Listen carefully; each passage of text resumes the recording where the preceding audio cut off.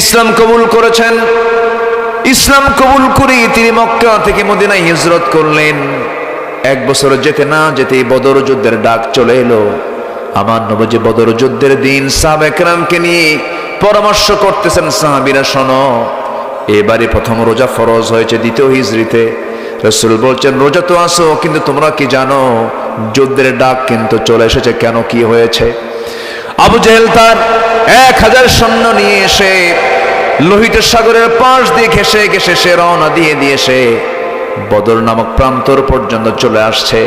কে কে আসছে আমার সঙ্গে যুদ্ধে যাবে? সাহাবায়ে কেরাম বললেন, লাব্বাইক ইয়া রাসূলুল্লাহ, আমাদেরকে শুধু পারমিশন দিবেন, বলতে দেরি হবে, যেতে দেরি হবে না। আমার নবীজি অর্ডার দিয়ে দিলেন এবং বললেন, সাহাবীরা শোনো, আজকের এই যুদ্ধ কিন্তু ভাই ভাইয়ে যুদ্ধ, বাবা সন্তান যুদ্ধ, বংশ বংশ যুদ্ধ, আত্মীয় আত্মীয় যুদ্ধ, জামাই শ্বশুর যুদ্ধ। এই যুদ্ধে তোমরা যুদ্ধ করতে পারবে নাকি? সাহাবীরা বলছেন, ইয়া রাসূলুল্লাহি, কোনো বন্ধু দেখবো না, কোনো বাপ দেখবো না, কোনো ভাই দেখবো না, আল্লাহর কসম করে বলছে আমরা ইসলামের শত্রু হিসেবে তাদেরকে চিহ্নিত করব। জোরে বলি আল্লাহু আকবার। সাহাবীদের দাম কি এমনি এত হয়েছে? আল্লাহু আকবার। আল্লাহ রাব্বুল আলামিন কি সম্মান তাদেরকে দান করেছেন। বদর যুদ্ধের দিন আমার নবীজি রওনা করবেন। সাহাবীরা বলছেন, ইয়া রাসূলুল্লাহ, আজকের এই যুদ্ধের ময়দানে আমরা আজকে রোজাও রাখবো, রোজাও ফরজ, জিহাদও ফরজ। রাসূল বলেন, না রে না, ওয়া ইন কুনতুম মারদা ওয়া আলা সাফারিন ফাইদ্দাতুম মিন আইয়ামিন উখার। সফরে আছো, বেকায়দায় আছো, অন্য সময় রোজা রাখবে, কিন্তু যুদ্ধে তো পরাজিত হওয়া যাবে না, শক্তি সঞ্চয় করে রোজা ভেঙে ফেলে দাও।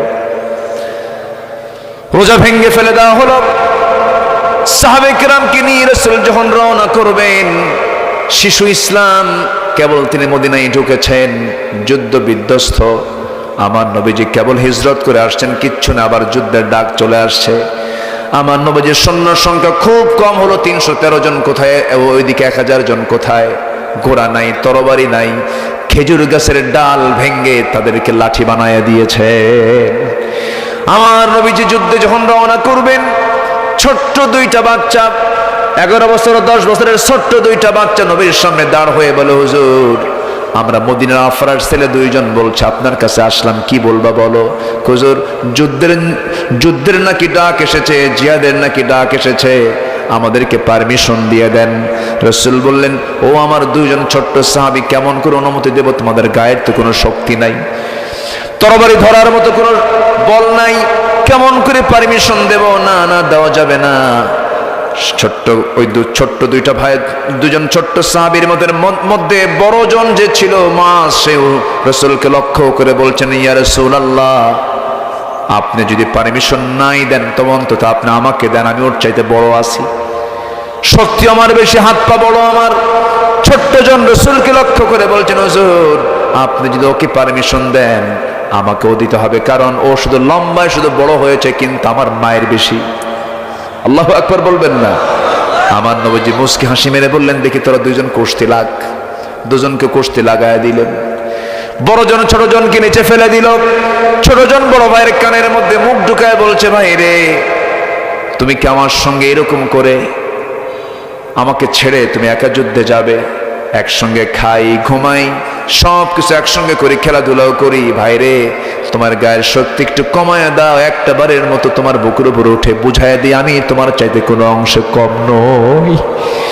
আমার নবীজি টের পেলেন, ছোট্ট 2টা বাচ্চাকে বুকের মধ্যে তুললেন, আরশের মালিকের দিকে তাকায়া, আসমানের দিকে তাকায় আল্লাহ রাসূল বলছেন, আয় আল্লাহ তাআলা, এই ছোট্ট 2টা বাচ্চার গায়ের শক্তি নাই, বয়সও নাই, কিন্তু ইমানের জোর আছে, আমি এই 2 জনকে পারমিশন দিয়ে দিলাম।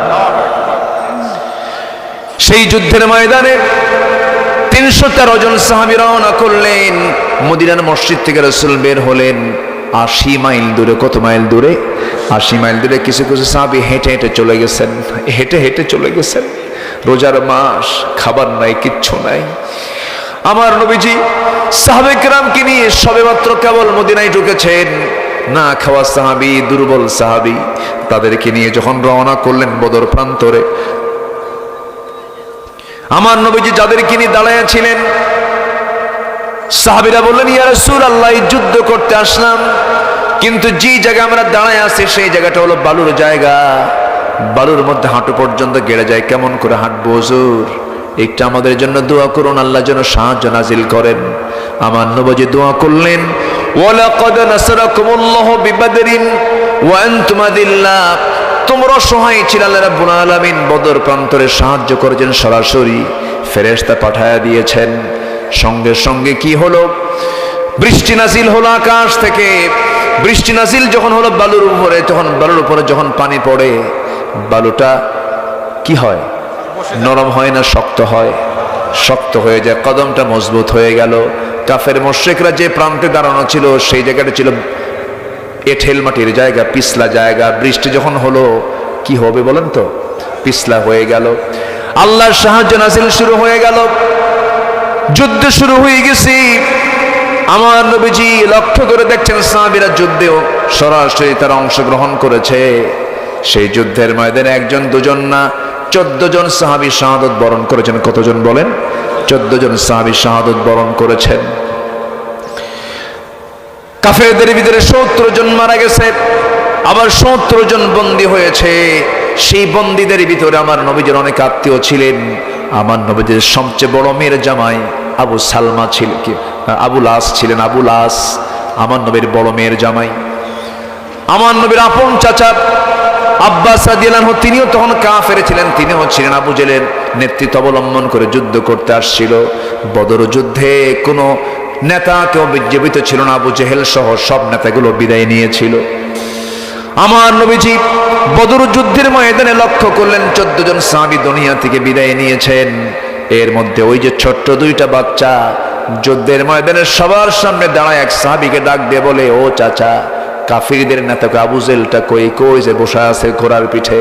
বলতে দেরি হলো, যেতে দেরি হলো না, সিংহের মতো গর্জন দিয়ে বাজ পাখির মতো উড়ন্ত হয়ে দৌড় মেরে 2 জন চলে গেছে। 2 জনের হাতে ছোট্ট তরবারি ছিল, ওরা টের পায় নাই। পজিশন নিয়ে আবু জেহেলের 2 পাশে 2 জন দাঁড়ায় আছে। আবু জেহেল ঘোড়ার পিঠে বসেছিল। 2 জন আল্লাহু আকবার বলে এত জোরে সজোর আঘাত করেছে। 2 জন আবু জেহেলের 2 পায়ে যখন আঘাত করেছে, ইতিহাস লেখে আবু জেহেল ওই যে ধরাশয়ী হয়ে জমিনে পড়ে গেছে। কোমর সোজা করে আবু জেহেল আর কোনোদিন দাঁড়াতে পারে নাই। জোরে বলি আল্লাহু আকবার। কিন্তু এইদিকে কাফেররা টের পেয়ে গেছে, বড় ভাই মুআজকে ধরে ফেলেছে। পিছন দিক থেকে একজন এসে তার ডান হাতে আঘাত করেছে। এক আঘাতে তার ডান হাতটা চামড়ার সঙ্গে ঝুলতে লাগলো, তরবারি ঝনঝন করে পড়ে গেল। লাফ মেরে গিয়ে আবার বাম হাতে তরবারি তুলে নিয়েছেন, যুদ্ধ চালাচ্ছেন, কিন্তু ডান হাতটা চামড়ার সঙ্গে ঝুলতেছিল। বারবার বাম হাতে সে ধাক্কা খায়, যুদ্ধে ডিস্টার্ব হয় মনে করে এক পর্যায়ে ডান হাতটা বাম পায়ের নিচে রেখে এত জোরে টান মারলেন, হাতটা ছিটকে পড়ে গেল। বাম হাতে যুদ্ধ চালালেন, বাম হাতে কেটে ফেলে দিল কাফেররা, ঝনঝন করে তরবারি পড়ে গেছে। মুআজ আর যুদ্ধ করবেন কি দিয়ে? হাতই তো নাই। একজন কাফের এসে গর্দান বরাবর আঘাত করলো, মস্তকটা ছিটকে পড়ে গেল। গোটা দুনিয়াবাসী ছোট্ট ওই বাচ্চা গোটা দুনিয়াবাসীকে বুঝায় দিল, আল্লাহর জমিনের দিন কায়েমের জন্য এমন করে অনায়াসে জীবন দিতে হয়। যেরকম সুবহানাল্লাহ। ওই যুদ্ধের ময়দানে একজন সাহাবী, যে সাহাবীকে লক্ষ্য করে আমি এত দূর পর্যন্ত আসলাম, উবাইদ ইবনুল জাররাহ রাদিয়াল্লাহু তাআলা আনহু, যুদ্ধে গিয়ে দেখেন তার সামনে বাপ সামনে দাঁড়ায় আছে। বাপটাকে দেখে 1টা বছর দেখা হয় না, বাপকে দেখেন না। উবাইদা করলেন কি? তরবারি গুটায় নেন না, আমি আব্বাকে মারতে পারবো না। কয়েকবার ফেরত আসলেন, কিন্তু পরক্ষণেই মনে মনে ভাবলেন, না না, আমার জন্মদানকারী বাপ হতে পারে, কিন্তু সে তো ইসলামের দুশ্মন মনে করে আবার টার্ন করে তরবারিটা হাতের মধ্যে ওপেন করে নিয়ে কোষবদ্ধ তরবারি কোষমুক্ত করে নিয়ে আল্লাহু আকবার বলে বাবার সামনে গিয়ে বাপকে বাপ না মনে করে শিরকের প্রতীক মনে করে গর্দান বরাবর হাঁকায়া দিলেন। বাপ দুনিয়া থেকে বিদায় নিল। যুদ্ধ শেষ হয়ে গেছে, সবার মুখে হাসি, মুসলমানরা বিজয় লাভ করেছে, কিন্তু ওবায়দার মুখে হাসি নেই। ওবায়দা কান্দে। বলা হলো, ওবায়দা কান্দে কেন? সাহাবীরা বলছেন, ইয়া রাসূলুল্লাহ, ওবায়দার বাপ আজকে যুদ্ধে মরে গেছে, এই জন্য ওবায়দা কান্দে।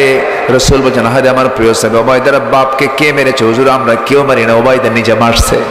আমার নবীজি দুটো হাত আগায় দিয়ে বলছেন, ও আমার ওবায়দার এই দিকে আয়, আমার বুকের মধ্যে আয়। বুকের মধ্যে রাসূল তাকে উঠে আনিয়ে বলছে, ওবায়দা আজকে তুমি যে আমলটা করেছো, আল্লাহর জান্নাত তোমার জন্য ওয়াজিব হয়ে গেছে। কুল ইন কানা আবাউকুম, কুল ইন কানা আবাউকুম ওয়া আবনাউকুম, কুল ইন কানা আবাউকুম ওয়া আবনাউকুম, তোমাদের সন্তান সন্ততি। সাইয়েদনা আবু বকর সিদ্দিক রাদিয়াল্লাহু তাআলা আনহু যুদ্ধের ময়দানে গিয়ে যুদ্ধ করতেছেন। সেই সময় তার একটা ছেলে ইসলাম কবুল করে নাই। পরবর্তীতে সেই ছেলে যখন তার বাপকে বলছে, আব্বা যুদ্ধে আমি আপনাকে দেখেছিলাম কিন্তু আমি আপনাকে আঘাত করি নাই। এবার সাইয়েদনা আবু বকর বলেন, আল্লাহর কসম করে বলে সেই যুদ্ধে যদি আমি তোরে দেখতাম, তোরে আমি শেষ করে দিতাম। আল্লাহু আকবার বলেন। সন্তান আগে না আল্লাহ আগে? সন্তান আগে না রাসূল আগে? বাপ আগে না ঈমান আগে? ঈমান আগে। ইব্রাহিম আলাইহিস সালাম বাপের কথা শুনেছেন? আজ থেকে শুনেছেন? বাপ তো মূর্তি বানাতো, মূর্তি পূজা করতো, বলতো বাবা এগুলো বানা। কেন? আমি এগুলো বানাই না, আমার রব বানান লাগে না, আমার রব এমনি আছে। আল্লাহু আকবার বলেন। আমাদের রব কি বানাতে হয়? আমাদের রব আছে না নাই?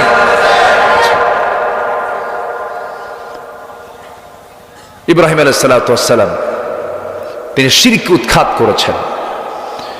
কি মামলা খেলেন তিনি, মূর্তি ভাঙ্গার মামলা খাইছেন না উনি? সে মামলার ফলাফল হলো আগুনে পুড়ে মারো। তিনি কি কারো কাছে মাথা নত করেছেন?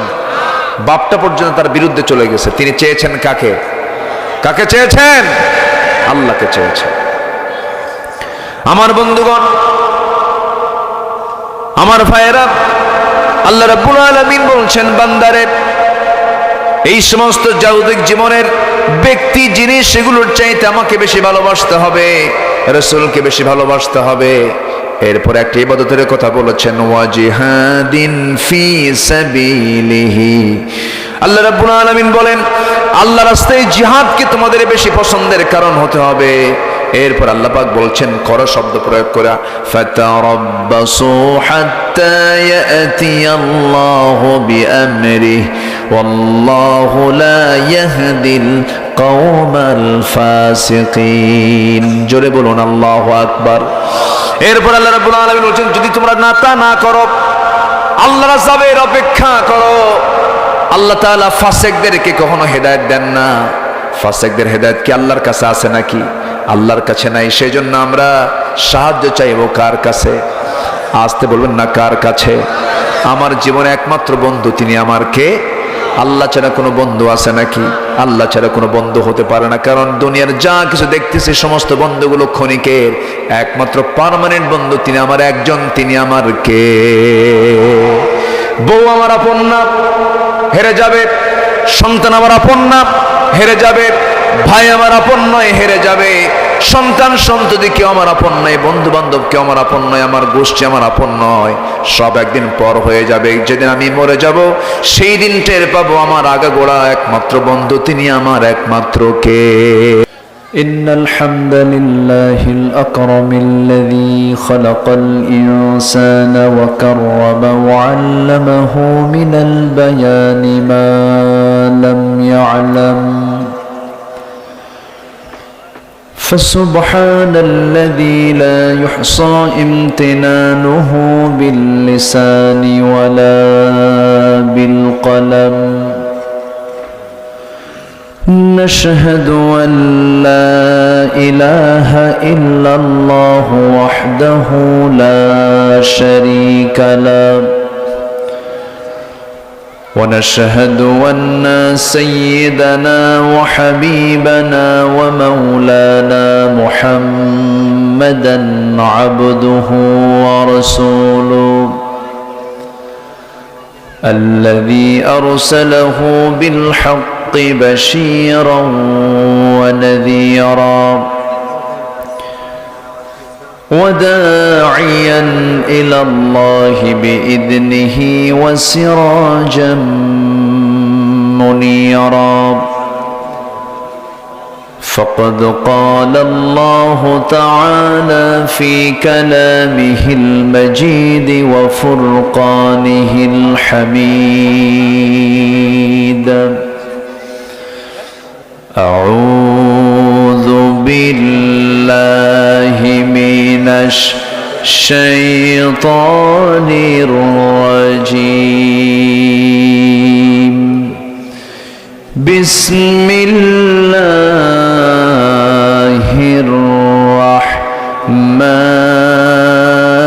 الرحمن الرحيم يا أيها الذين آمنوا لا تتخذوا آباءكم وإخوانكم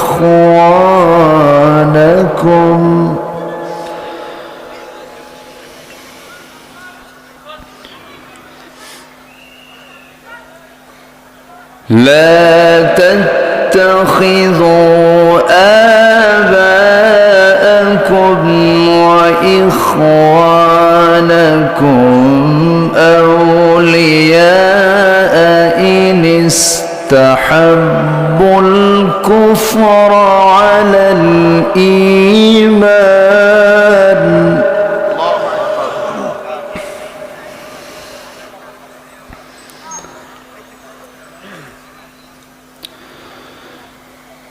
إن استحبوا الكفر على الإيمان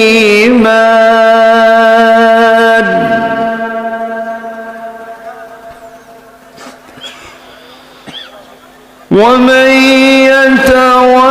يتولهم منكم فأولئك هم الظالمون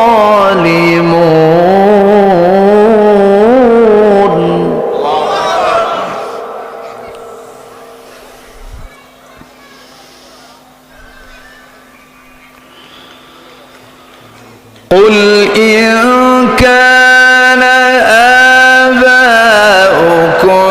وأبناؤكم وإخوانكم وأزواجكم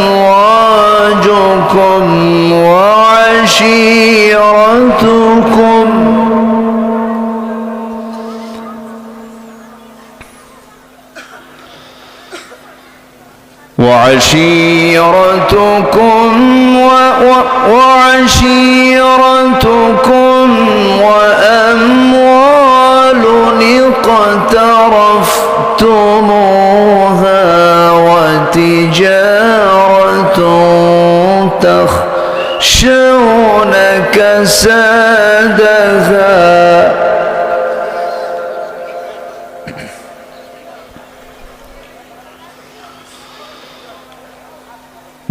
ومساكن ترضونها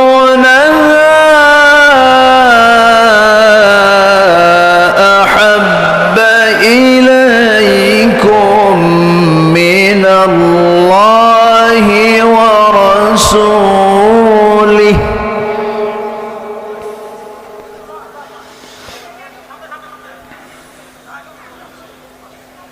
الله ورسوله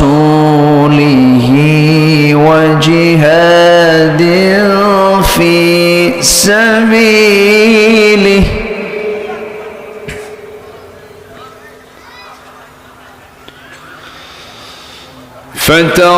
فتربصوا حتى يأتي الله بأمره والله لا يهدي القوم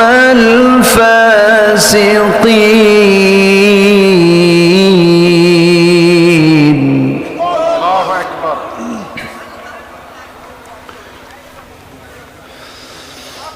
الله أكبر. بسم الله الرحمن الرحيم.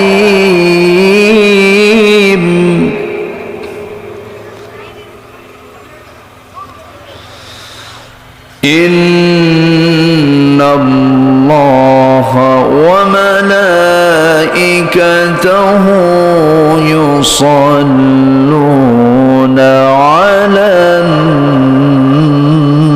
النبي يا أيها الذين آمنوا صلوا عليه وسلموا تسليما اللهم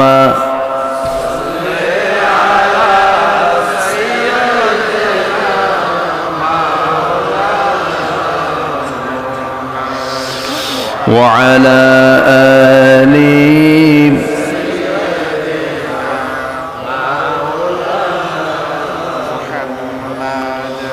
একটু মোহাব্বত দিয়ে নবীর প্রেমে মাতোয়ারা হয়ে জবান খুলে আওয়াজ দিয়ে সবাই বলুন আল্লাহুম্মা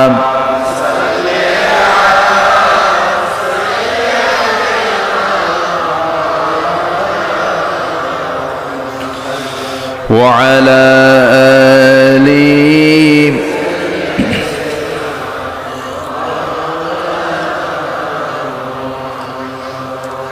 সবাই বলুন বালাগাল উলা বিকামালিহি কাশাফাত তুজা বিজামালিহি حسنت جميع خصاله صلوا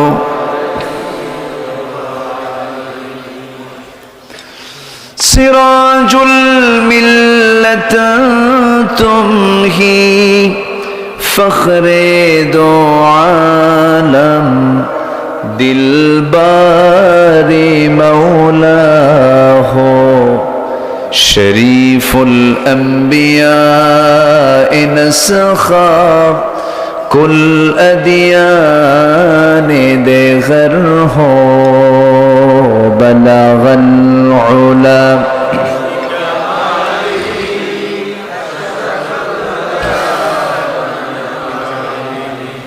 حسنت جميع خصاله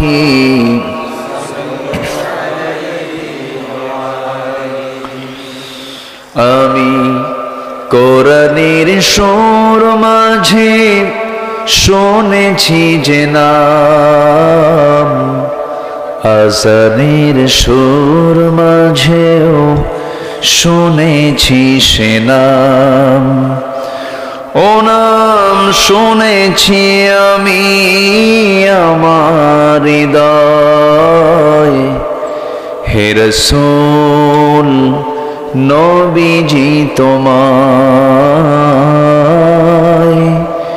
হে রাসূল নবীজি তোমায় সবাই বলি সাল্লাল্লাহু আলাইহি ওয়াসাল্লাম একটু একটু ওই আওয়াজটা আমার কানে যেন আসে জি আর একটু হ্যাঁ জি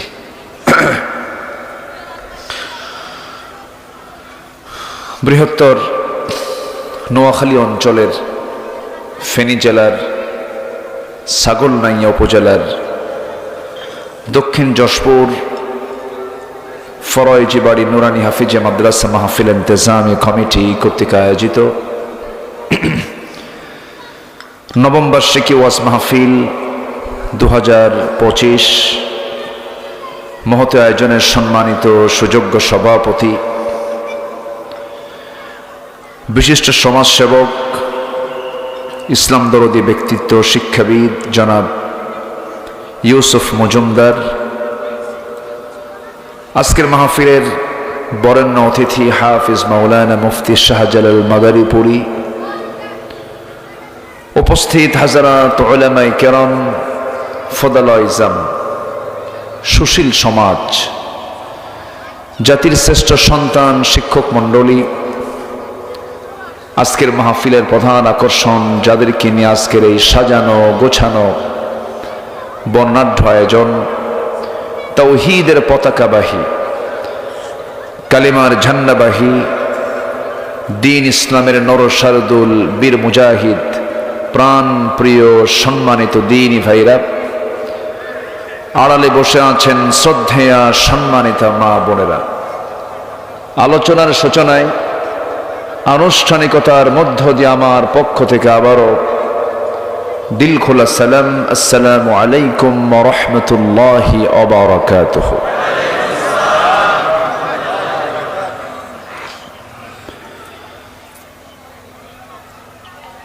মহান রব্বে করিমের শুকরিয়া। সবাই কেমন আছেন? আমারও প্রশ্ন করলেন। আল্লাহ তাআলা আমাকে তো আপনার সাথেই তো রেখেছেন, এক সাথেই তো আছি, বলি আলহামদুলিল্লাহ। আল্লাহ পাকের মেহেরবানি, আল্লাহ তাআলা একটি অনুকূল পরিবেশ তৈরি করে দিয়েছেন। এই মাহফিলগুলো আজ থেকে কয়েক মাস আগেও বাস্তবায়ন খুব জটিল ছিল।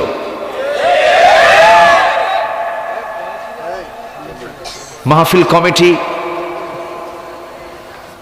এতটাই বিব্রত অবস্থায় পড়তেন, মাহফিল হবে কি হবে না এটার জন্য থানায় যাওয়া লাগতো, থানায় পারমিশন নিতে হতো। থানা বলতো এসপি অফিসে যান, এসপি বলতো ডিসি অফিসে যান। কমিটির এই দৌড়াদৌড়ি করতে জুতার তলা ক্ষয় হতো, তাও মাহফিলের পারমিশন মিলত না। এখন উল্টাই থানা থেকে ফোন আসে, কমিটিকে ফোন দিয়ে বলে কিছু লাগবে কি? ঠিক আছে না? আল্লাহ পাকের মেহেরবানি যে মহান আল্লাহ সুবহানাহু ওয়া তাআলা এমন সুন্দর একটা আয়োজনে, অনুকূল পরিবেশে, প্রশস্ত চিন্তা নিয়ে, মুক্ত মনে এমন একটি পরিবেশে আসার বসার তৌফিক দিয়েছেন। কালিমাতুশ শুকর আদায় করি, মুহাব্বাতান বলে উঠছি আলহামদুলিল্লাহ। আবারও বলছি আলহামদুলিল্লাহ। চিৎকার মেরে বলছি আল্লাহুম্মা ইন্নী আসআলুকা আল হুদা ওয়াত তুকা ওয়াল আফাফা ওয়াল গিনা। সবাই বলি আল্লাহুম্মা আইন্নি আলা যিকরিকা ওয়া শুকরিকা ওয়া হুসনি ইবাদাতিকা। সম্মানিত ভাইয়েরা, আমরা আল্লাহ তাআলার শুকর আদায় করে নিলাম। আমি আরেকটু আগে উঠলে ভালো হতো, উঠতে একটু দেরি হয়েছে। শেষ হতে যদি দেরি হয় কষ্ট হবে? আমাকে সময় দেওয়া যাবে তো? এই উপজেলার নাম কি? ছাগল নাইয়া না সল নাইয়া, ভালো করে কবেন কিন্তু।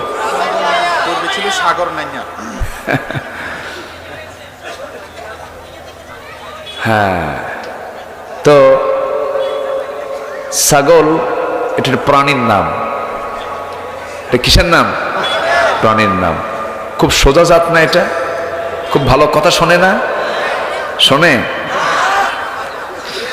কিন্তু এই ছাগলটা হচ্ছে এমন একটা প্রাণী যে প্রাণীর সাথে পৃথিবীর সকল নবীর সম্পর্ক ছিল। কি ঠিক আছে না? সকল নবীর সম্পর্ক ছিল এই ছাগলের সাথে। সেই ছাগল নিয়ে আপনারা আছেন কে? এটা থানার তফসির করে দিলাম। রাসূল ছিলেন রাখাল, তিনি রাখালিপনা করেছেন। এরপরে আদম থেকে শুরু করে এমন কোন নবী নাই যে নবী রাখাল ছিলেন না। তো নামটা শুনে আমার ভালোই লেগেছে, আলহামদুলিল্লাহ। ছাগল চড়েছেন। সবচেয়ে বেশি টাইম হচ্ছে একজন নবী, তিনি হচ্ছেন মূসা আলাইহিস সালাতু ওয়াস সালাম। 10 বছর। কত বছর? 10 বছর। দেখি যদি সুযোগ হয় তার লাইফের দিকে আস্তে আস্তে যাব। আমরা আমাদের নবী নিয়ে বসেছি। আমাদের নবীর নাম কি? উনি একটা স্লোগান দিয়েছেন, আমার নবী তোমার নবী বিশ্বনবী মুস্তাফা। আমার নেতা তোমার নেতা বিশ্বনবী মুস্তাফা সাল্লাল্লাহু। তখন আমি চিন্তা করলাম, দেখি আজকে কি বিষয়ে কথা বলা যায়। একটা প্ল্যান নিলাম। তো আমি সূরা তাওবা থেকে 23, 22, 23 এবং 24 এই দুটো আয়াতে কারিমা আমি তেলাওয়াত করেছি। দুটো আয়াতকে সামনে রেখে কিছু কথা বলতে চাচ্ছি। আল্লাহ যেন আমার মুখ থেকে সেই কথাগুলো বের করে দেন যে কথাগুলো মুসলিম উম্মার জন্য এই মুহূর্তে দারুণ প্রয়োজন। আল্লাহ কবুল করুন, জোরে বলে আমিন। সম্মানিত ভাইয়েরা, আল্লাহ তাআলা এখানে ঈমানকে প্রাধান্য দিতে বলেছেন, ব্যক্তিকে না। কোন ব্যক্তির প্রাধান্য ইসলামে নেই। ইসলামের প্রাধান্য হলো ঈমানকে। কিসের প্রাধান্য? ঈমানের প্রাধান্য দিতে হবে। আর যে মোহাব্বত, যে ভালোবাসা, যেটাকে আরবিতে হুব্বুন বলা হয়, মোহাব্বত বলা হয়। এখন তো ভালোবাসা দিবস আছে একটা, তাই না? ওগুলো না, ওগুলো না, ওগুলো না। এই মোহাব্বত হচ্ছে, এই ভালোবাসাটা হচ্ছে নিঃস্বার্থ, কোনো স্বার্থ নেই, স্বার্থ ছাড়া। স্বামী বউকে ভালোবাসে, স্বার্থ আছে না? বলেন। বউ স্বামীকে ভালোবাসে। আপনি বাজার করবেন না 3 মাস, বাড়িতে ঢুকতে পারবেন কি? স্বার্থ আছে। কি স্বার্থ আছে না? আচ্ছা। কিন্তু আমি যে মোহাব্বতের কথা বলছি, এটা হচ্ছে একমাত্র সন্তুষ্টি হচ্ছে কার জন্য? আসতে বলবেন না, কার জন্য? আল্লাহর জন্য। দ্বিতীয় আয়াত আল্লাহ রাব্বুল আলামিন জাগতিক জীবনে চলতে গিয়ে কিছু মায়া, দয়া, মোহাব্বত তৈরি হয় কিছু কিছু ব্যক্তির উপরে, কিছু কিছু জিনিসের উপরে। আল্লাহ বলছেন, এই 8টা জিনিসের চাইতেও তোমাকে আমি আল্লাহ, আমার রাসূলকে বেশি মোহাব্বত করতে হবে এবং জিহাদকে ভালোবাসতে হবে সাথে সাথে। কার বক্তব্য এগুলো? আসতে বলবেন না, কার বক্তব্য? আমি সংক্ষিপ্ত সার বললাম, এখন আসুন আমরা ধীরে ধীরে ব্যাখ্যার দিকে যাব। সম্মানিত ভাইয়েরা, আমরা যে কিতাব নিয়ে বসেছি, এই কিতাব যে আল্লাহর কিতাব, সন্দেহ লাগে? সন্দেহ আছে? চুল পরিমাণ কোনো সন্দেহ নাই। এই কিতাব এত তথ্য দেয়, এত আগাম তথ্য দিয়েছে। কেমনে? এটা কেমনে মানুষের পক্ষে সম্ভব? আমরা যে জমিনে বসে আছি, এই জমিন এবং ওই যে আকাশ, নীলাকাশ দেখা যায়, ওই নীলাকাশ এবং এই জমিন, এই দুটার মাঝে যে মহাশূন্য আমরা দেখছি, এই মহাশূন্য কিন্তু ছিল না। এটা ফাঁকা ছিল না, এটা এক জায়গায় ছিল। কি বলেন তো, কি ছিল? লাগানো ছিল। এই জমিন এবং আসমানটা ছিল কি? লাগানো, একদম জয়েন্ট ছিল, লাগানো ছিল। তো এখানে একটা প্রচন্ড ধাক্কা হয়েছে। প্রচন্ড ধাক্কার মধ্য দিয়ে এই মহাশূন্যের সৃষ্টি হয়েছে। এটা আধুনিক বিজ্ঞান এটাকে বলছে হলো big bang theory. Big bang theory, এটা আধুনিক যারা দুনিয়ার সায়েন্স নিয়ে যারা গবেষণা করেন তারা এটা বুঝতে পেরেছেন। বিগ ব্যাং থিওরি আলোচিত একটা থিওরি। এই তথ্যটা আল্লাহ রাব্বুল আলামিন আজ থেকে, যে যুগে আধুনিক কোনো যন্ত্রপাতি ছিল না, কিছুই ছিল না, কোনো ল্যাবরেটরি ছিল না, সেই যুগে এই কোরআন 1500 বছর আগে এই তথ্য আগেই বলে দিয়েছে। জোরে বলি সুবহানাল্লাহ। আল্লাহ রাব্বুল আলামিন বলেন, أولم ير الذين كفروا أن السماوات والأرض كانتا رتقا ففتقناهما وجعلنا من الماء كل شيء حي জোরে বলুন আল্লাহু আকবার। কাফেররা কি খেয়াল করে না, কাফেররা কি লক্ষ্য করে না আমি আল্লাহ রাব্বুল আলামিন এই আকাশ এবং জমিনকে দুটোকে এক জায়গায় রেখেছিলাম, প্রচন্ড ধাক্কার মধ্যে দিয়ে বিশাল মহাশূন্য আমি আল্লাহ রাব্বুল আলামিন সৃষ্টি করেছি এবং প্রত্যেকটা মৃত্যুকে পানির মধ্য দিয়ে জিন্দা করেছি। আল্লাহ রাব্বুল আলামিন এই তথ্য ১৫০০ বছর আগে দিয়েছেন। এখন বলুন তো বিজ্ঞান কি প্রমাণ করেছে না বিজ্ঞান ধার নিয়েছে? কি নিয়েছে? ধার নিয়েছে। আমার বন্ধুগণ, গত ২ বছর আগে কাতার থেকে আমি বিমানে চড়ে আসতেছিলাম, দোহা থেকে ঢাকায় নামবো, কাতার দোহা থেকে ঢাকায় নামবো, বিমানে চড়লাম। অনেক দেখেছি আগে, কিন্তু সেদিন হঠাৎ করে মনে হলো মেঘগুলোর উপরে আমার বিমান ভাসতেছিল, বিশাল মেঘের স্তর। এই মেঘের স্তরগুলো দেখে মনে হলো আল্লাহ, এই মেঘগুলো তুমি যে সৃষ্টি করে রেখে দিয়েছ, এর কোনো ওজন আছে নাকি? জানা ছিল না। চিন্তা করলাম, দেখি কোরআন কি বলে, একটু চিন্তা করলাম, সার্চ দিয়ে খুঁজে খুঁজে বের করে দেখে আল্লাহ রাব্বুল আলামিন মেঘের যে ওজন আছে, বিজ্ঞান বলছে মেঘের ওজন আছে, কোরআনও বলছে ১৫০০ বছর আগে মেঘের ওজন আছে। আল্লাহ রাব্বুল আলামিন সূরা রাদের মধ্যে বলছেন, হুয়াল্লাযী ইউরীকুমুল বারকা খাওফান ওয়া তামআন ওয়া ইউনশিস সাহাবাস সিকাল। তিনি সেই মহান রব যিনি আসমানে মেঘগুলোকে রেখেছেন, ভারী মেঘগুলোকে রেখে দিয়েছেন ঝুলন্ত করে। তিনি আমার কে? কিউমুলাস নামক কিছু মেঘ আছে যার ওজন হলো ২০০ টন। আবার কিউমুলিনাম্বাস নামে কিছু তার কি বলে মেঘ আছে যেগুলোর ওজন হলো প্রায় ১০ লক্ষ টন পর্যন্ত। এই মেঘমালাগুলোকে ঝুলায় রেখেছেন তিনি আমার কে? আসতে বলেন, যদি ঝুলায় না রেখে যদি ফেলে দিতেন বলেন তাহলে কি হতো? কেউ থাকতাম? ফেনীর কোনো বিল্ডিং একটাও থাকতো? সব কি হয়ে যেত? শেষ হয়ে যেত।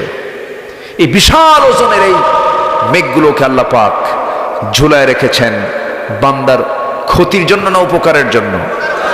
মেঘ থেকে কি আসে বলেন? কি আসে? বৃষ্টি আসে। এই বৃষ্টি শতাব্দীর পর শতাব্দী মানুষ স্টাডি করেছে, কেমনে বৃষ্টি হয়, এই মেঘ কেমনে হয়, স্টাডি করেছে। ১৯ এবং ২০ শতকের সময় এসে মেটেরোলজিক্যাল সায়েন্স, আবহাওয়া বিজ্ঞান, তারা গবেষণা করে বের করেছে, এই তথ্যগুলো বের করেছে। মানুষের এই রহস্যের শেষ ছিল না, কিন্তু ১৯ এবং ২০ শতকের শেষে এসে গবেষণা করে বের করেছে। কি গবেষণা করে বের করেছে? বৃষ্টির জন্য প্রথমে বায়ুর প্রবাহ সৃষ্টি হয়। কিসের প্রবাহ? বায়ুর প্রবাহ। এরপরে সেখানে মেঘের স্তূপীকরণ, এরপর সেই ঘনীভবন থেকেই বৃষ্টির মূল রহস্য উন্মোচিত হয়। এটা বিজ্ঞান, মেটেরোলজিক্যাল সায়েন্স, আবহাওয়া বিজ্ঞান এটাকে গবেষণা করে বের করেছে। বিস্ময়কর ব্যাপার হলো এই তথ্যটাই সেম আল্লাহ পাক বলে দিয়েছেন আরো ১৫০০ বছর আগে। জোরে বলি সুবহানাল্লাহ। আল্লাহ পাক সূরা রুমের মধ্যে বলছেন, আল্লাহ রাব্বুল আলামিন বলেন, আল্লাহুল্লাযী ইউরসিলুর রিয়াহা ফাতুসিরু সাহাবান ফায়াবসুতুহু ফিস সামাই কাইফা ইয়াশা ويجعله كسفا فترى الودق يخرج من خلاله فإذا أصاب به من يشاء من عباده إذا هم يستبشرون জোরে বলুন আল্লাহু আকবার। তিনি সেই মহান প্রভু যিনি বায়ু প্রেরণ করেন, অতবার তা মেঘমালাকে সঞ্চারিত করে, অতবার তিনি মেঘমালাকে যেভাবে ইচ্ছা সেইভাবে আকাশে ছড়িয়ে দেন, তাকে স্তরে স্তরে আল্লাহ রাব্বুল আলামিন যেখানে যা প্রয়োজন সেইভাবে মেঘগুলোকে রেখে দেন। জোরে বলি সুবহানাল্লাহ। তাহলে এই বৃষ্টির পানি যে নাজিল হয়, এটা কি পরিমাণ ছাড়া আসে? পরিমাণ ছাড়া, পরিমাণ মতো কে নাজিল করেন। কিন্তু ফেনীতে এবার কি হয়েছে? এদিকে হয়েছে নাকি? এদিকে হয়েছে? হয়েছে এই পর্যন্ত? আচ্ছা, এই যে বন্যাটা হলো, এই বন্যা কিন্তু বৃষ্টির বন্যা নয়। ওরে ছোট্ট একটা ছেলে বলছে কিন্তু এই কথাটা, এই তো ওই যে ছোট্ট একটা ছেলে বলেছে। ভাবতেছেন যুবকরা ওই ডিভাইসে আর মাদকাসক্ত হয়ে বসেছিল না? আমি তো ভাবছিলাম মনে হয় যুবকরা শেষ। ওরে বাপরে বাপ, জায়গা মতো হাজির হয়ে কয় 45 মিনিট টাইম, তাড়াতাড়ি গণভবন ছাড়ো। ঠিক কিনা? যুবকরা তোমরা সবকিছু করতে পারবে, শুধু আদর্শ সুন্দর করবা। গার্লস স্কুলের সামনে যে ইতিমের মতো বসে দেখা যাবে না, আকাম কুকাম করা যাবে না, ঠিক আছে না? এত সুন্দর মানুষ, আমি খুবই খুশি হয়েছি।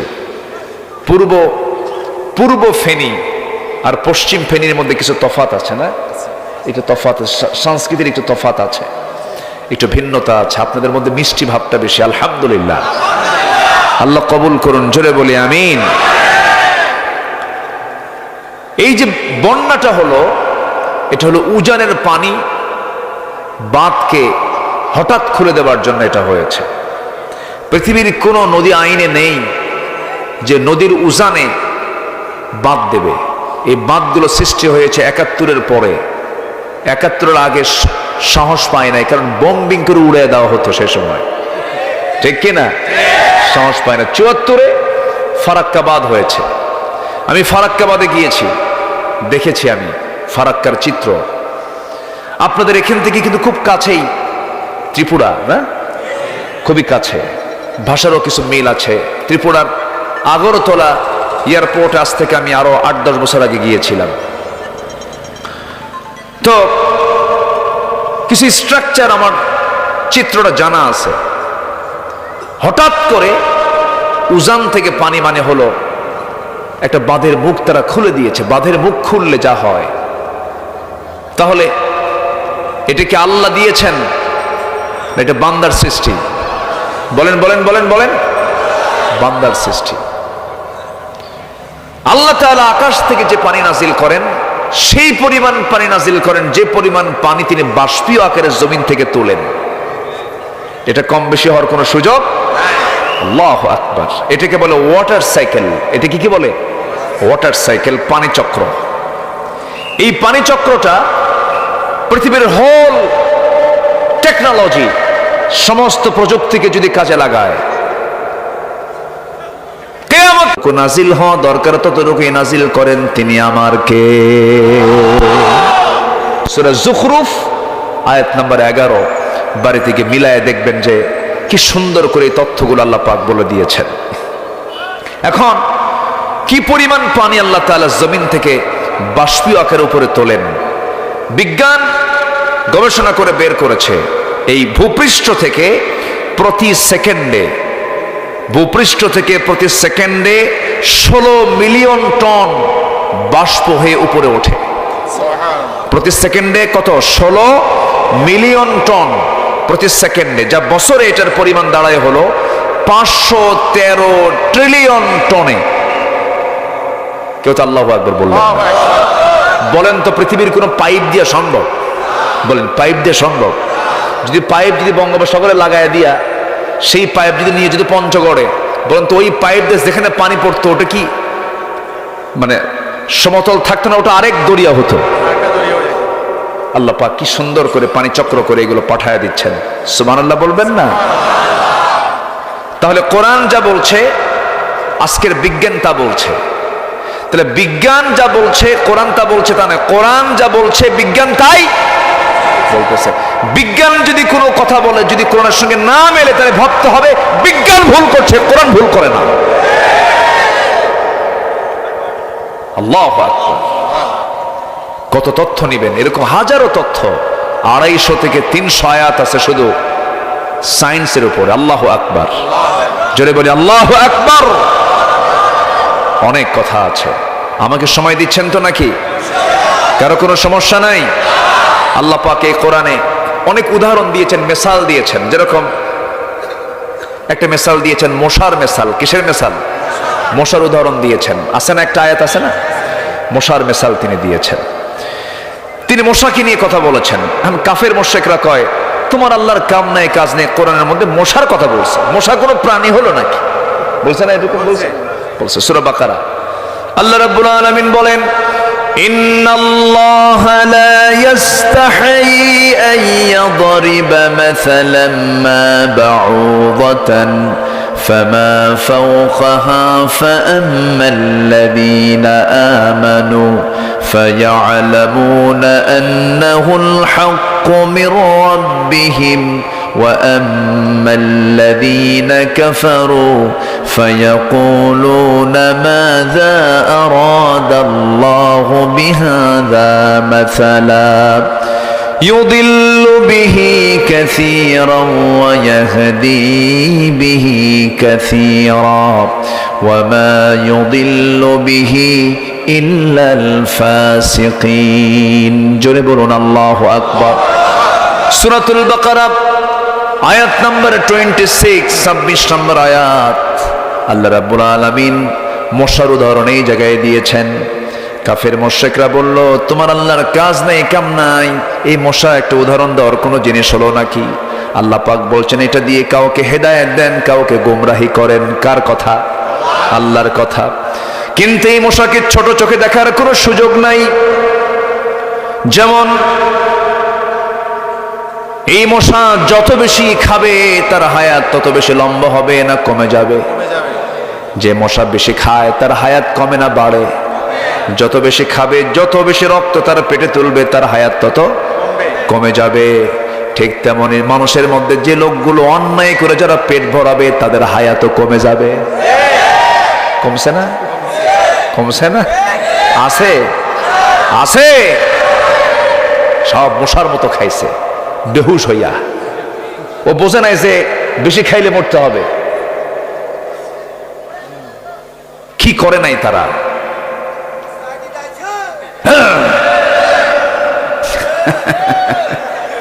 শুধু আমি ওয়াজ করি, সাথে জনগণ দেখে ওয়াজ করে। সম্মানিত ভাইয়েরা, 11 লক্ষ কোটি টাকা দেশ থেকে পাচার করেছে ওরা। 11 লক্ষ কোটি টাকা। পুকুর চোর না সাগর চোর? বলেন পুকুর চুরি না সাগর চুরি? সাগর চুরি। কম করে নাই, অনেক কিছু করেছে ওরা। কিন্তু ফলাফল কি হলো? ফলাফল তো জিরো হয়ে গেল। সালমান এফ রহমান লজ্জায় মাথা নিচু হয়ে যায়। তার চেহারার দিকে তাকালে মনে হয় জিব্রাইল নাজিল হয়েছে। চিন্তা করুন, বাঁচার জন্য সম্পদ আপনার কি কাজে লাগলো? বাঁচার জন্য সে দাড়ি কাটছে। হ্যাঁ, রাসূলের সুন্নাহ, এটা কি নবীর মোহাব্বত? ওর কি নবীর মোহাব্বত হয়েছে? দাড়ি কাটছে। দাড়ি কেটে লুঙ্গি, পায়জামা খুলে লুঙ্গি পরছে, পাঞ্জাবি খুইলা গেঞ্জি পরছে, মাথার সাদা চুল কালো বানাইছে, দাড়িটা কাইটা একদম মুড়িওয়ালা বা তরকারিওয়ালা হয়েছে। কথা বোঝেন নাই? চললো নৌকায়, নৌকার ভেড়ে না। আইনমন্ত্রীকে দেখে কোস্টগার্ড বলছে স্যার চিনছে আপনারা, চলেন থানায় যাই। আইনমন্ত্রী কয় আমি কি এখানে একা আসছি? আমি যে জামাতের সাথে আসছি। কিসের সাথে? কে তোমার সাথে আসছে? কই যে দেখা যায়? ওই যে বলতেছে ওটা তো দেখা যায় না, মাথার চুল কালো, লোকটা কে? মুখে দাড়িও নাই। ভালো করে দেখো, ওটাই দরবেশ।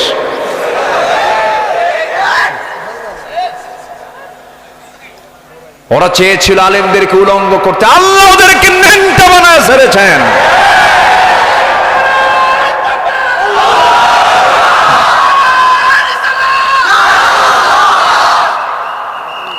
সম্মানিত বন্ধুগণ, সম্মানিত ভাইয়েরা, আলেমদের সম্মান রক্ষার দায়িত্ব কার? আসতে বলবেন না কার? একজন নবী যিনি খুব রাগী ছিলেন, আল্লাহর সঙ্গে ডাইরেক্ট কথা বলতেন, সে নবীর নাম কি? ওরে বাড়ি কি আশেপাশে নাকি? এত জোরে বললেন যে? আল্লাহু আকবার। খুব পাওয়ারফুল নবী ছিলেন, খুব পাওয়ার। এই নবীর বিরুদ্ধে একবার ফেরাউন করলো কি, একটা অভিযোগ দিল। কি অভিযোগ দিল? শারীরিক ত্রুটির একটা অভিযোগ দিল। ওটা নবী যদি হয় ওরকম ত্রুটি হবে কেন? কি ত্রুটি? ত্রুটিটা হলো একদম গোপন জায়গার কথা বলছে। বলল যে মুসার অন্ডকোষ একটা ছোট একটা বড়। কি কথা কি বুঝতেছেন? সহি বলো না কিন্তু এটা বললো যে এটা ছোট একটা বড়। বলেন তো এই নবীর কানে যদি এই সংবাদ যায় যেটা নাই ওনার, তাহলে কিরকম রাগ হতে পারে ওনার? বলেন তো। এই নবী কি মেজাজি কম না মেজাজি বেশি? খুব রাগ ছিল তার। তিনি যখন খেপে যেতেন চুলগুলো খাড়া হয়ে টুপি ভেদ করে চলে যেত, এত রাগ ছিল তার। এই রাগগুলো সব লেগেছে হলো ফেরাউনের বিরুদ্ধে। রাগের দরকার আছে না নাই? আছে। আল্লাহর পয়গম্বর মুসা আলাইহিস সালাম যখন শুনলেন যে তার বিরুদ্ধে এই অভিযোগটা দিয়েছে, শারীরিক ত্রুটির অভিযোগ দিয়েছে, উনি বললেন, আল্লাহ শোনো, আমি তোমার নবী, তো আমার তো মান সম্মান আছে। এই যে একটা অপবাদ সে দিল, আমার তো আল্লাহ সব ঠিকই আছে, তুমি তো ঠিকই করছো, তো এটা তো আমার দুর্নাম হয়ে যাচ্ছে। পৃথিবীতে যত পয়গম্বর এসেছেন সমস্ত পয়গম্বর হচ্ছেন সবচেয়ে সুন্দর মানুষ, শক্তিশালী মানুষ। আল্লাহ পাক আমার নবীকে 100 জন জান্নাতি পুরুষের সমান শক্তি দিয়েছিলেন। তো বলেন, আল্লাহ শোনো, ফেরাউন আমার বিরুদ্ধে যে প্রপাগান্ডা চালাচ্ছে এটার একটা ফয়সালা তুমি করো। আল্লাহ বলেন, তুমি চিন্তা করো না, ফয়সালা করে দিচ্ছি। এই পয়গম্বর খুব ডাইরেক্ট কথা বলতেন, মানে কথার মধ্যে একটা রসকস কম ছিল। আল্লাহ একদিন বলেন, আল্লাহ মুসা ইযহাব ইলা ফিরআউনা ইন্নাহু তাগা, তুমি একটু ফেরাউনের কাছে গিয়ে কালিমার দাওয়াত দাও। কাল্লা, আমি তো যাব, কিন্তু আমার জিহ্বা তো পারে না। কেন? কই একটা হয়ে যায় আরেকটা, তো করতি কাম সারা, জিহ্বা খাটো, তুমি যদি ঠিক করে দাও তখন যাব। আল্লাহ বললেন, ঠিক আছে, ঠিক করে দিলাম। রব্বি ইশরাহ লি সাদরি ওয়া ইয়াসসির লি আমরি। ঠিক হলো। এবার আল্লাহ বলছেন, শোনো, দাওয়াত দিতে নিয়ে যেন কোনো ভুল না হয়, একটু সুন্দর করে নরম সুরে কালিমার দাওয়াত দিবা। উনি বলছেন, আল্লাহ এই কাজ তো আমি পারবো না, আমার কথা ডাইরেক্ট, আমি ওরকম করে পারি না। তবে আমার ভাই, বড় ভাই হারুন, ও খুব মিষ্টভাষী, ও খুব সুন্দর করে কথা বলতে পারে। আল্লাহ বলছেন, তোমার ভাইয়ের যখন তুমি প্রশংসা তোমার মুখ দিয়ে করেছো, এই মুহূর্তে তোমার ভাইকেও আমি আল্লাহ নবুয়ত দিয়ে দিলাম। তিনি এমন নবী ছিলেন যার শ্বশুরও নবী ছিলেন, তার ভাইও নবী ছিলেন, তার ভাগিনা একজন নবী ছিলেন। আল্লাহু আকবার বলেন। তাহলে মোট নবী কয়জন? শ্বশুর নবী, নিজে নবী, ভাই নবী, ভাগিনা নবী। আল্লাহু আকবার। নবী পরিবার দিছেন, কালিমার দাওয়াত রওনা দিলেন। আল্লাহ বলেছেন নরম সুরে কালিমার দাওয়াত দিবে। তিনি যে ডাকতেছেন, ফেরাউন, ফেরাউন বের হয়ে বলে, এই মুসা কি কও? আল্লাহ আমারে পাঠায় দিছে, তুই তাড়াতাড়ি কালিমা পড়ে মুসলমান হও। কে তুমি আসছো, তোমার সাথে এটা কে? এটা আমার ভাই হারুন, সে আল্লাহর নবী। ফেরাউন কয়, তোমার আল্লাহর কাজ নাই কাম নাই, একই করে দুই নবী পাঠাইছে না? বলেন তো এই কথা শুনলে কি নবীর রাগ উঠবে না? হাতে লাঠি বের করেছেন, প্রচন্ড রাগী ছিলেন তিনি, প্রচন্ড রাগ ছিল তার মধ্যে। সেই নবী গোসল করতে গেছেন একদিন, তো উনি একটা পানির মধ্যে নামবেন। ওই সময়ের শরিয়া, ওই সময়ের সিস্টেম অনুযায়ী উনি করলেন কি, পায়জামাটা খুললেন, খুলে রেখে নামলেন পানিতে। গোসল করতে নিয়েছেন, গোসল করলেন, গোসল করে ওঠার পরে ওই রেখে দেওয়া পায়জামাটা আবার পরবেন তিনি। কিন্তু পায়জামার উপরে, পায়জামার নিচে পাথর ছিল, সেই পাথরকে আল্লাহ পাক জিন্দা বানায় দিলেন। বললেন, পাথর তুই মুসার লুঙ্গি নিয়ে দৌড় মার। সুবহানাল্লাহ বলবেন না? মুসার লুঙ্গি নিয়ে কি কর? দৌড় মার। মারছে দৌড়। সেই দৌড় না সেই দৌড়। মুসা আলাইহিস সালাম হাতে ছিল তার লাঠি, তিনি যে উলঙ্গ আছেন এটা তার সেন্সেই ছিল না, আল্লাহ পাক তার জেহেন থেকে সরায়া দিয়েছেন। এবার হলো কি, তিনি ওই লুঙ্গি নেওয়ার জন্য পিছে পিছে দৌড়ান, পাথরও দৌড়ায়, খেপে গিয়ে রেগে গিয়ে বলছে পাথর থেমে যা, আমার তো লুঙ্গিটা নেওয়া দরকার। উনি লুঙ্গির পিছনে দৌড়াচ্ছেন, পাথর হুকুম মানতেছে কার? আরো জোরে বলবেন কার? আমার এই মাটির দেহে প্রাণ দিয়েছেন কে? আসতে বলবেন না কে? আল্লাহ দিয়েছেন। তিনি কি পাথরে প্রাণ দিতে পারেন না? পারেন না? চলতেছে চলতেছে, তিনিও পিছে পিছে চলতেছেন, কিন্তু তার খেয়াল নাই তিনি উলঙ্গ হয়ে আছেন। সোজা গিয়ে ওই পাথরটা থেমে গেছে সেই জায়গায়, যে জায়গায় ফেরাউন তার মন্ত্রী পরিষদ বর্গ নিয়ে মিটিং করতেছে, ঠিক সেই জায়গায় গিয়ে পাথরটা থামছে। তিনিও গিয়ে সেখানে গিয়ে থামছেন। ফেরাউন আপদমস্তক সব দিকে নজর দিয়ে দেখে না, সব কিছুই ঠিক আছে, মিছা কথা। আল্লাহু আকবার বলবেন। কি কথা কি বোঝা গেল? আল্লাহ একদম লুঙ্গি খুলায় দেখাই দিচ্ছেন, ফেরাউন দেখ ভালো করে, আমার নবীকে আমি ত্রুটি করি নাই। আলেমদের ইজ্জত নিয়ে এক ছিনিমিনি খেলেছেন, আল্লাহ এদেরকে ধ্বংসের দিকে ঠেলে দিয়েছেন। সম্মানিত ভাইয়েরা, আল্লামা সাইদির মতো মানুষ, আল্লাহু আকবার, হাত দিল কোথায়? এটা কি হাত দেওয়ার জায়গা? হাতটা দিল কোথায়? এত বড় একটা রত্ন, এত বড় একটা সম্পদ, এই সম্পদকে কেমনে তারা হাত দিল? শেষ পর্যন্ত জেলটা খাটলেনি তিনি। আমি 2009 সালে একসঙ্গে আমার হজ ছিল ওনার সাথে। 2009 সাল আমার জীবনের প্রথম হজ, ওনার জীবনের শেষ হজ। তো ওনাকে বলা হলো, হুজুর আপনি যাবেন না দেশে। কেন? মামলা হচ্ছে, ট্রাইব্যুনাল গঠন হচ্ছে, আপনি গ্রেফতার হয়ে যাবেন, আপনাকে জেল খাটতে হবে। উনি মুস্কি হাসি মেরে বললেন, সাইদি কি ভয় পায়? সাইদি পৃথিবীর কাউকে ভয় পায় না। আমার দেশের জনগণ নির্যাতন ফেস করবে আর আমি আরামে থাকবো না, প্রয়োজনে জেল খাটবো, বাতিলের শক্তির কাছে মাথা নত করবো না। দেশে ফিরেছেন বীরের বেশে, দুনিয়া থেকে হাসি মুখে বিদায় নিয়েছেন। কি মুখে? কি মুখে? হাসি মুখে বিদায় নিয়েছেন, কারোর সামনে মাথা নত করেননি। হিন্দুস্তানের প্রেসক্রিপশনে তাকে যে শহীদ করা হয়েছে, যারা তার হত্যার সঙ্গে জড়িত, প্রতিটি হত্যাকারী শাস্তি বাংলার জমিনে হওয়া দরকার। রাজি আছেন কারা কারা?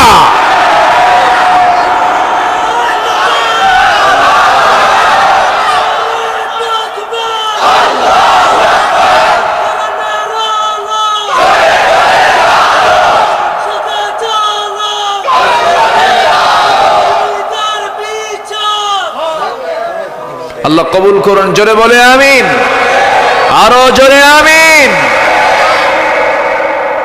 কষ্ট পাচ্ছেন? কথা বলবো? কোন সমস্যা? ওরে বাপ রে বাপ। না, ধৈর্য আছে, কারণ ছাগল চড়ানো সহজ কাম না, তো ধৈর্যের দরকার। বলি আলহামদুলিল্লাহ। ছাগলরে 1000 বার কান ধরে কবেন তুই গাছ খাবি না। এই প্রাণী চড়ানো কিন্তু সহজ কাম না। নবীকে আল্লাহ পাক এই প্রাণী চড়াইছেন। কাকে? ছাগল চষো, ধৈর্য ধরো, এরপরে মানুষ চষবা। আল্লাহু আকবার বলে। কথার তো কোনো থা নাই, কোন দিকে চলে গেলাম, এখন লাইনে আসে। মশা কম খায় না বেশি খায়? বেশি খাইলে মরে আগে না পরে?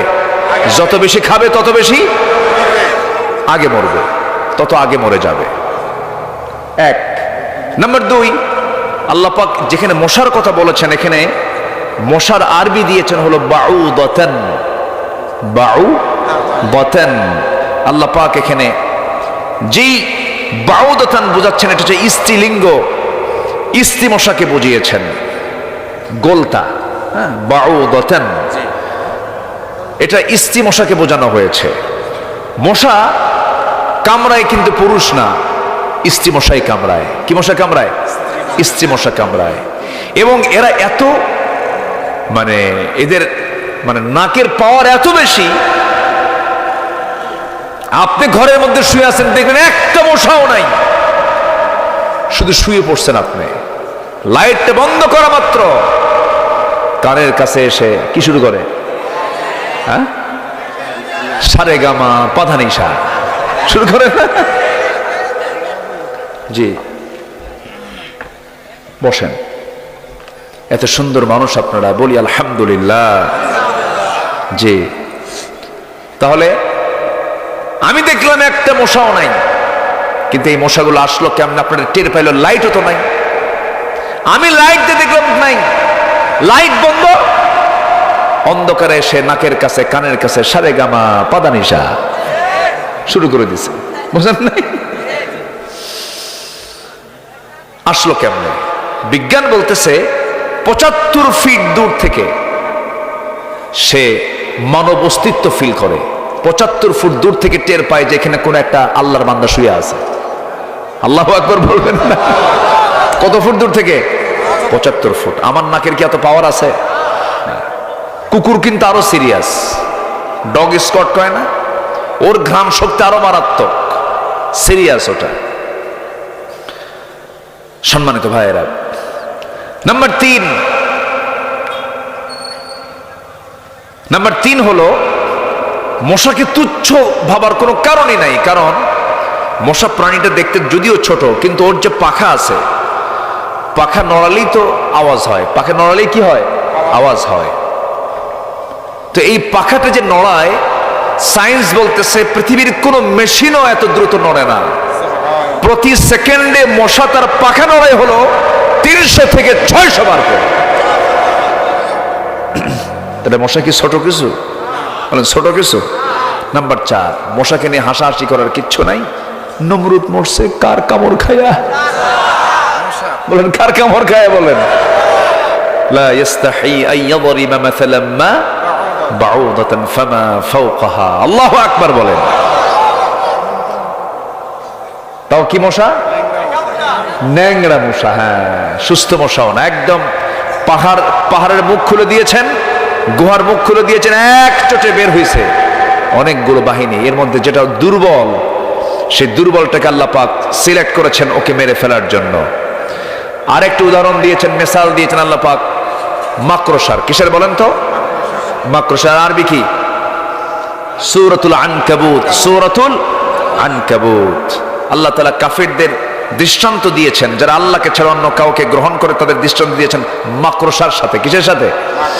আল্লাহ রাব্বুল আলামিন বলেন, মাসালুল্লাযীনা ইত্তাখাযু মিন দুনিল্লাহি আউলিয়া কামাসালিল আনকাবুত। জোরে বলুন আল্লাহু আকবার। আল্লাহকে ছাড়া যারা অন্য কোন গার্জিয়ানকে গ্রহণ করে, অভিভাবককে গ্রহণ করে, তাদের দৃষ্টান্ত হলো মাকড়সার মতো। কিসের মতো বলেন? নিজের জন্য ঘর বানায়, নিশ্চয়ই ঘরের মধ্যে সর্বাপেক্ষা দুর্বল মাকড়সার ঘর হয়ে থাকে। তারা যদি চিন্ত, লাউ কানু ইয়ালামুন, সবচেয়ে দুর্বল ঘর এটা। এটাকে রিসার্চ করেছে, যদি আমরা বাহ্যিকভাবে খুঁজে পাই, একটু বাতাসেই সেই মাকড়সার ঘরটা শেষ হয়ে যায়, লণ্ডভণ্ড হয়ে যায়। কিন্তু এখানে বিজ্ঞান গবেষণা করে দেখেছে ম্যাক্সিমাম পুরুষ মাকড়সা স্ত্রী মাকড়সার কামড় খায়া মরে, অর্থাৎ স্ত্রী মাকড়সাগুলো স্বামীদেরকে মেরে ফেলে। তাহলে যে সংসারের বউ স্বামীর শত্রু হয়ে, ওই সংসার কি টিকে? হ্যাঁ, টিকে? আল্লাহ বলছেন যারা আল্লাহকে ছাড়া অন্য কাউকে বন্ধু বানাবে তাদের দৃষ্টান্ত হলো মাকড়সার মতো, মানে ওদের সংসারের মতো। আল্লাহু আকবার। তাহলে মাকড়সার সংসারটা হলো রিস্কি, মানে বইয়ের কাছে স্বামীর কোনো নিরাপত্তা। যারা আল্লাহ ছাড়া অন্য কাউকে বন্ধু বানায় তাদেরও কোনো নিরাপত্তা। আল্লাহু আকবার, আল্লাহু আকবার।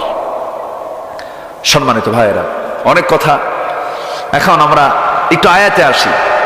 আল্লাহ পাক 23 নম্বর আয়াতে ঈমানদারকে ডাক দিয়ে বলছেন, তোমরা তোমাদের বাপ, তোমাদের ভাই, বলেন তো বাবার প্রতি মহব্বত আছে না? ভাইয়ের প্রতি মহব্বত আছে না? আছে। কিন্তু ভাই এবং বাপ যদি আল্লাহ ছাড়া অন্য কাউকে যদি গ্রহণ করে, ঈমান না আনে, তখন মোহাব্বত কি থাকবে? মোহাব্বত রাখা যাবে?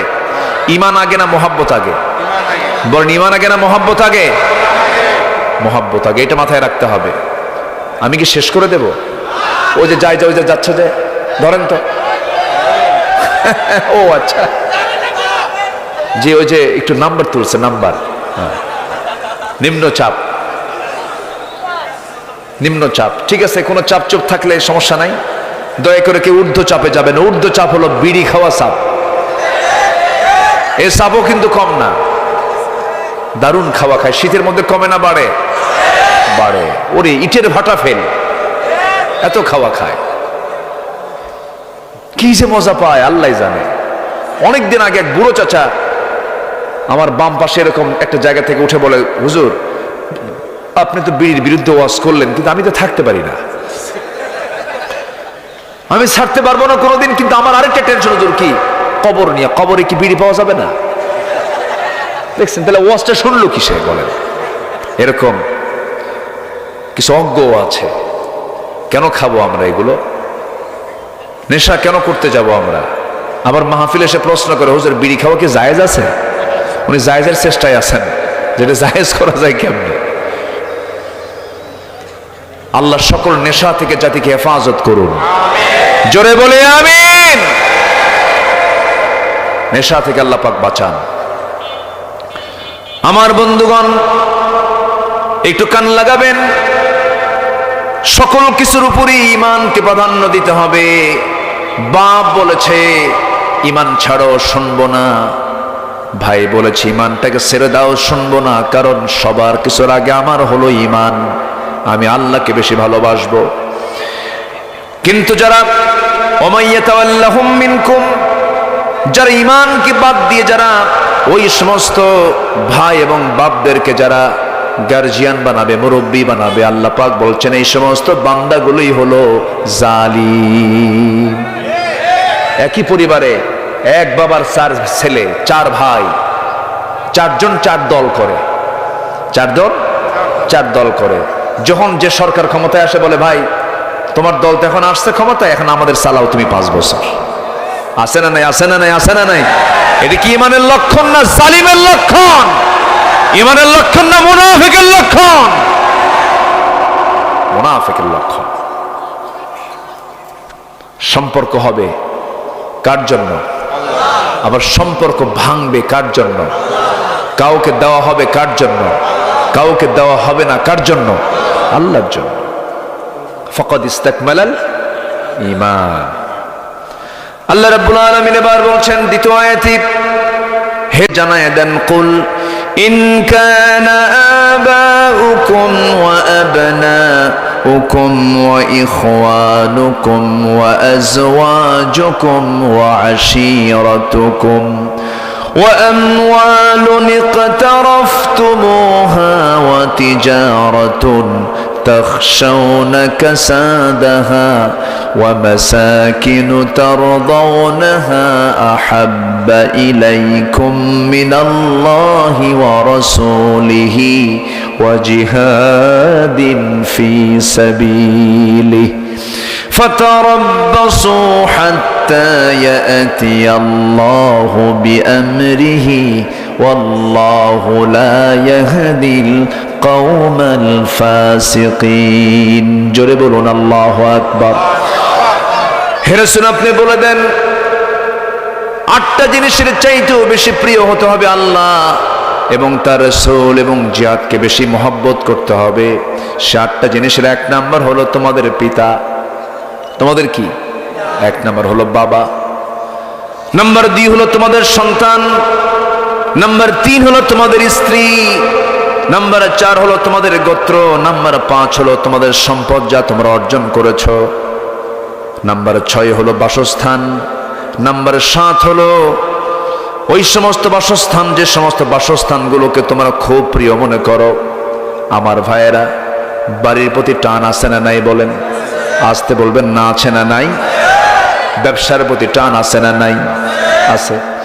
ব্যবসার প্রতি টান আছে, মালের প্রতি টান আছে, নিজের বংশের উপরে টান আছে। আল্লাহ বলছেন পিতা, সন্তান, স্ত্রী, গোত্র, সম্পদ, ব্যবসা, ঘর বাড়ি সব কিছুর চাইতে বেশি প্রিয় হতে হবে এক নাম্বার কাকে?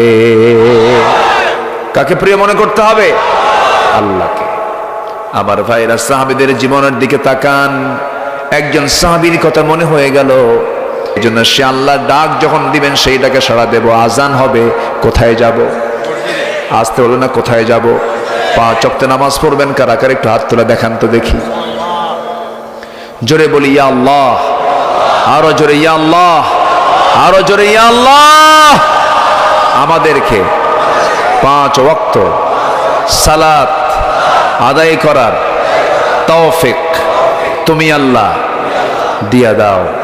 জোরে বলি আমিন, আরো জোরে আমিন, আরো জোরে আমিন। কষ্ট পেলেন? কষ্ট পেলেন? এই নামাজ রাষ্ট্রীয় পর্যায়ে কায়েম হোক, সবাই চান না? সবাই চান না? কিন্তু এই দেশের কিন্তু অনেক লোক চায় না, আছে না নাই? যে মুসলমান ইসলাম চায় না, যে মুসলমান রাষ্ট্রে নামাজ কায়েম হোক চায় না, ওকে নতুন করে ঈমান আনতে হবে, নতুন করে ঈমান আনতে হবে। সম্মানিত ভাইয়েরা, আমাদেরকে কত গালি দিয়েছে। 16 বছর খালি বলছে রাজাকার। কি বলছে?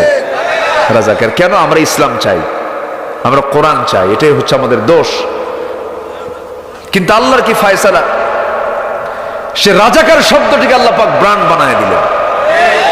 আমি কে, তুমি কে, একদম গোটা দেশ হয়ে গেল।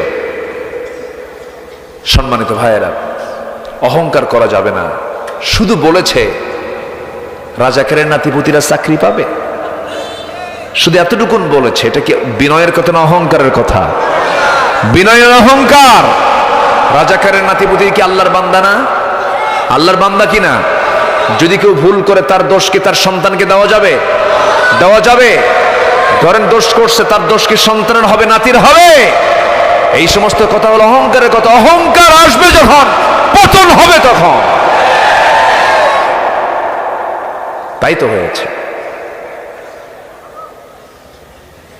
ওরা ভেবেছিল যে কে আছে, কিন্তু সবার উপরে কে আছেন? আসতে বলবেন না, কে আছেন? আল্লাহ যখন ধরেন উপায় নাই। ফেরাউনকে ধরেছেন কে? ফেরাউনকে কে ধরছেন? ফেরাউন তার ক্ষমতাকে পাকাপোক্ত করার জন্য নিজের বউকে পর্যন্ত হত্যা করেছে। চিন্তা করা যায়? নিজের বউ। বলেন তো, চেয়ারম্যান বড় না চেয়ারম্যানের বউ বড়? হ্যাঁ, কিচ্ছু কয় না। বউ বড়?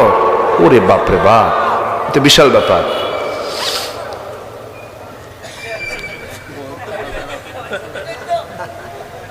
জি, বউয়ের সঙ্গে পারা কঠিন। বিয়ে তো করো নাই, বুঝবা কি? আপনি যত বড় চেয়ারম্যান হন না কেন, বউয়ের কাছে ওগুলো চেয়ারম্যানগিরি খাটে না। তুমি কিসের চেয়ারম্যান আমার জানা আছে, বসো। কি ঠিক আছে না? এক কথায় তুমি কত বড় হুজুর সব বুঝি আমি, বসো তুমি। কি কথা কি বুঝতেছেন? এই হলো আসিয়া। কত বড় পোস্ট ছিল তার জাগতিক জীবনে, একটা রাষ্ট্রপতির বউ। কিন্তু এটা রাষ্ট্রপতির বউ, রাষ্ট্রীয় মর্যাদা সব ছিল তার। শুধু ইসলাম কবুল করেছেন, দিন গ্রহণ করেছেন। ফেরাউন বলল, আসিয়া কি যেন শুনলাম। কে শুনবেন কেন? আপনি দেখেন, আশহাদু আল্লা ইলাহা, বলা মাত্রই ফেরাউন বলল, আসিয়া তুমি কি জানো এটা আমার জন্য কত বড় একটা ধাক্কা? কি ধাক্কা? কি হয়েছে আপনার? কি তুমি তো আমার শত্রুর হাতে বায়াত নিলা। এটা আমি মানবো না, তোমাকে ছাড়তেই হবে এগুলো। আসিয়া বললেন, আমার প্রতি অত্যাচার যত বাড়াবেন আমার ঈমান তত মজবুত হবে, আমার ঈমান তত মজবুত হয়ে যাবে। ফেরাউন শেষ পর্যন্ত মন্ত্রী পরিষদ বৈঠক করলো, হামানদেরকে, ওয়া ফিরআউনা ওয়া হামানা ওয়া জুনুদাহুমা, সবাইকে নিয়ে ডাক দিয়ে বসলো, কি করা যায়? আসিয়া তো এই জাতীয় আচরণ করতেছে, সে তো ইসলাম কবুল করে ফেলেছে। হামান বলল, বুকের শত্রু বড় শত্রু, ওকে শেষ করে দেন।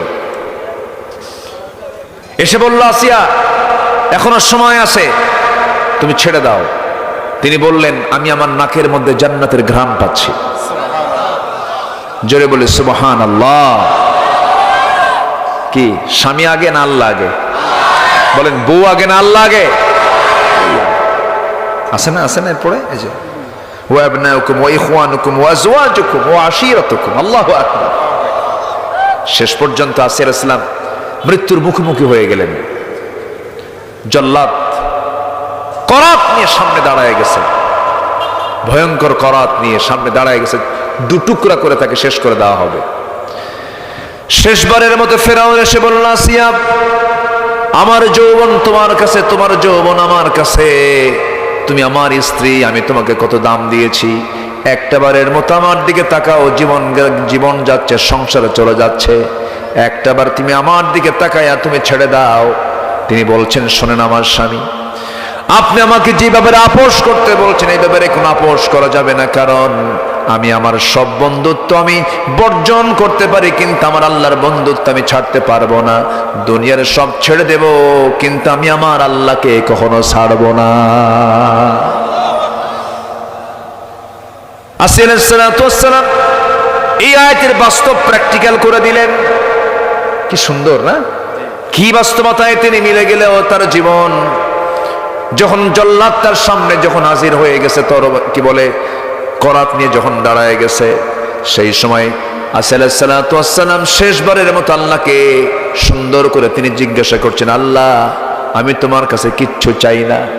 এমন সুন্দর দোয়া করলেন, সেই দোয়া করেছেন তিনি 4000 বছর আগে, আর আল্লাহ রাব্বুল আলামিন কোরআনের মতো কিতাবে 1500 বছর আগে তা কোট করে দিয়েছেন। জোরে বলেন সুবহানাল্লাহ। তিনি যে দোয়াটা করেছেন সেই দোয়া হলো, রব্বি বিনিলি ইনদাকা বাইতান ফিল জান্নাতি ওয়া নাজ্জিনি মিন ফিরআউনা ওয়া আমালিহি। সূরা তাহরীম পড়বেন সবাই, সূরা তাহরীম।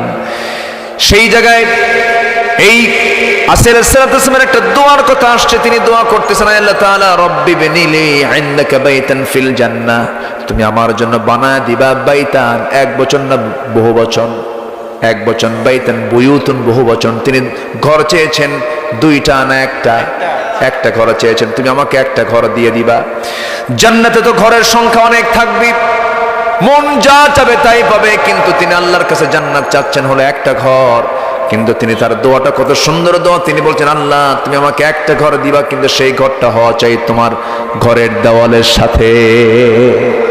জোরে বলেন সুবহানাল্লাহ। ওয়ানাজ্জিনি মিন ফিরআউনা ওয়া আমালিহি, এবং ফিরআউনের অপকর্ম থেকে তুমি আল্লাহ আমাকে বাঁচাও। আমি আর থাকতে চাই না, আমি তোমার কাছে চলে যেতে চাই। আল্লাহু আকবার বলো। আমরা কাকে বেশি ভালোবাসবো? আজ তোর কাকে বেশি ভালোবাসবো? আল্লাহকে। আজান হয়ে যাবি, আজান হওয়ার সঙ্গে সঙ্গে নামাজে দাঁড়িয়ে যাব, মসজিদে চলে যাব। আল্লাহ বলছেন, বান্দারা তুই কি জানিস, তুই আমার জন্য মসজিদের সঙ্গে তোর দিলটা লটকা রাখবি, আমি তোর জন্য আরশ আজিমের ছায়া তোর জন্য বরাদ্দ রেখে দেব। নামাজ 5 ওয়াক্ত সবাইকে পড়তে রাজি আছেন? আবার হাত তুলে দেখেন দেখি। জোরে বলি ইয়া আল্লাহ, আরো জোরে বলি ইয়া আল্লাহ, আরো জোরে ইয়া আল্লাহ। আমাদেরকে 5 ওয়াক্ত সালাত আদায় করার তৌফিক তুমি আল্লাহ দিয়া দাও। জোরে বলি আমিন, আরো জোরে আমিন। হাত নামান। আসেন দোয়া করি। হ্যাঁ, দোয়া করবো না? তাহলে চলে যাই, তাও না? খুব সুন্দর বলি আলহামদুলিল্লাহ। শীতের রাত তো, কিছু কিছু ভাই চলেও যাচ্ছেন, সবাই থাকুন। আমাকে মাহফিল কমিটি একটু বলেছেন না, কই উনি কোথায়, একটু বলেছিলেন, কি যেন আমাকে বললেন যে একটু শেষের দিকে গিয়ে আপনি একটু মাদ্রাসার জন্য একটু বলবেন।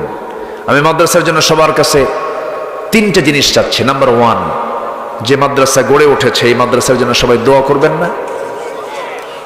এত আসতে বলেন কেন, শত্রুতা আছে নাকি? দোয়া করবেন সবাই? জোরে বলি ইনশাআল্লাহ। আচ্ছা, নাম্বার 2 হলো সন্তানকে মাদ্রাসায় পড়াবেন। ভুল বহু হয়ে গেছে আমাদের জীবনে। কোন আলেমের বাপ মা বৃদ্ধাশ্রমে থাকে না। কোরআন এবং হাদিস যদি কারো জানা থাকে, তার বাপ মা কখনো কষ্ট পাবে না। আজকে কষ্ট পাচ্ছে অসংখ্য বাপ মা। শিক্ষা দিয়েছে কিন্তু নৈতিক শিক্ষা বাপ মা দিতে পারে নাই। এই জন্য চোখ বন্ধ করে সন্তানকে আগে কোথায় দেব? মাদ্রাসায় কোরআন শিখাবো। জোরে বলি ইনশাআল্লাহ। যে যেখানে আছেন সবাই বসুন। আর নাম্বার 3 হলো কিছু যদি পারেন এই দ্বীনি প্রতিষ্ঠানে কিছু খরচ করবেন, কিছু দান করবেন, আল্লাহ বরকত দিয়ে দিবেন। যদি কেউ কিছু দিতে চান, জিকিরের তালে তালে উনি কোথায়? আচ্ছা আচ্ছা, জি দিতে পারবেন। ভিতরে কি চাদর গিয়েছিল? ভিতরে ওগুলো গিয়েছিল, তাহলে আর তো মনে হয় না দেওয়াই ভালো হবে। যদি কেউ বিশেষ কিছু যদি দিতে চান, দিতে পারবেন। আমরা দোয়ার দিকে আস্তে আস্তে যাবো। জিকির করি সুবহানাল্লাহ আলহামদুলিল্লাহ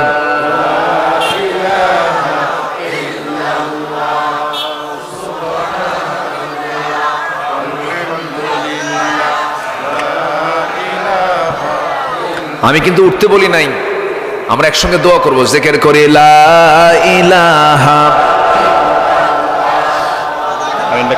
হবে না, অনুমতি আরো জোরে লা ইলাহা সুবহানাল্লাহ আলহামদুলিল্লাহ